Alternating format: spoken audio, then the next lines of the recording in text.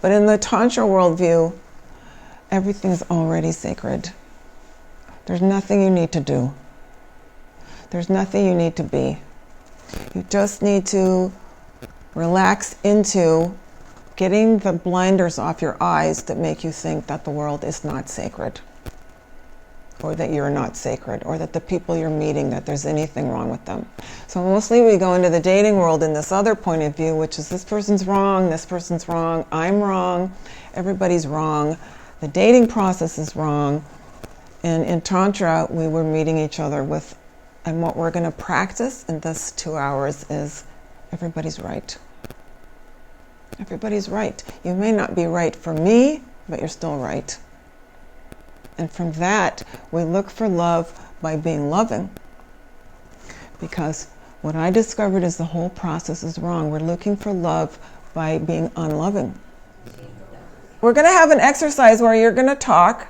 Now, I want to talk to you about the person who's listening, because we usually don't listen very well, and we are basically thinking of what we're going to say back, or we're judging the other person. We don't like to admit that, but we certainly are.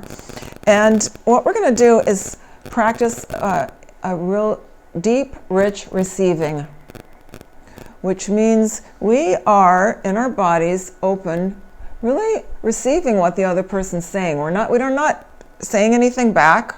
We're not particularly nodding. We're just being open to receiving. These are actually love-making skills. Because later on, when you in Tantra start studying lovemaking, you need to be able to really receive fully. And this is more than we thought it was. Okay? So we're actually practicing being present and receiving the other person's communication. We're trying not to judge, even though our minds are judging. I don't like those shoes, whatever. And I wonder what kind of car this person drives, or whatever. And so we're just noticing that our minds are doing that, but we're also trying to richly just receive the essence of this person, all right?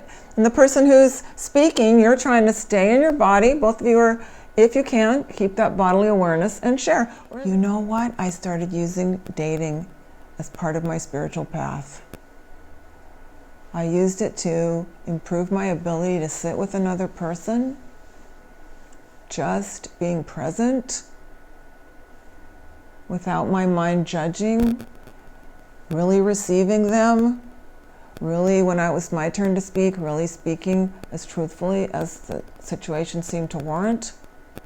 Because right now you're on a date, right? You're on a little 8-minute date, right?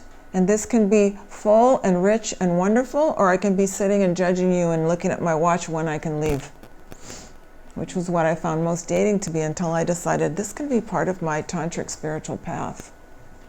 I can see how much love I can bring to this encounter, even though I will probably never see you again. Because the likelihood on dates is that you probably won't.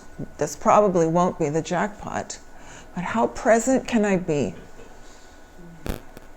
How much can I see the divine in you in this short encounter?